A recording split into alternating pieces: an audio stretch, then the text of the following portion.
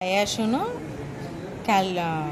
Crusher dust, fly యాష్ను crusher dust 70% fly ash 30% crusher dust తీసుకొని geopolymer mix ready చేసాము.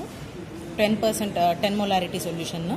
దాన్ని ఇప్పుడు ఫ్లో టేబుల్ టెస్ట్ చేస్తున్నాం అనమాట. ఫ్లో టేబుల్ టెస్ట్కి మనకు కావాల్సిన ఆపరేటర్స్ ఏంటంటే మాన్యువల్ ఫ్లో టేబుల్, ఇది మౌల్డ్, దీనికి కింద డయామీటర్ వచ్చేప్పటికి 10 సెంటీమీటర్స్ ఉంటుంది.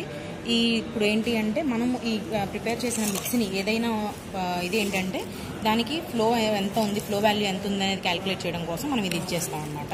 25 mm 25 mm, దీని హైట్ వచ్చేప్పటికి 5 mm. ఒక హాఫ్ ఫిల్ చేసిన తర్వాత దీన్ని 20 టైమ్స్ స్టాంప్ చేయాలి. 1 2 3, దాన్ని కూడా 20 టైమ్స్ స్టాంప్ చేయాలి.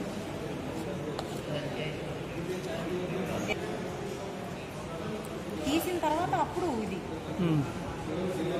తీసేసాం. 2 3 4 5 6 7 8 9 10 11 12 14 15. అదే ఇప్పుడు దీని డయామీటర్స్ మెజర్ చేసుకోవాలి.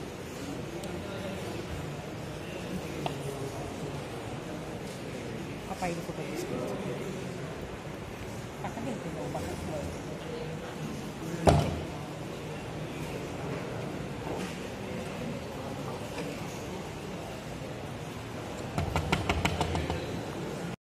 ఫ్లో డయామీటర్ అనేది ఈ 4 డైమెన్షన్స్లో ఇచ్చుంటారు.